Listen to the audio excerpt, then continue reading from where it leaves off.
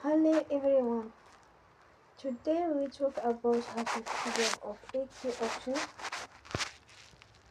When you go to settings, then we click on apps. After that you will search the app AQ option and you will click. Then you will on for stop. After that you will go to storage. Then we click on clear cache.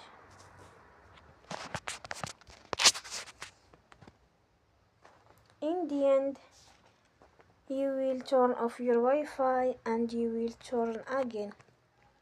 Don't forget to support us by like and subscribe.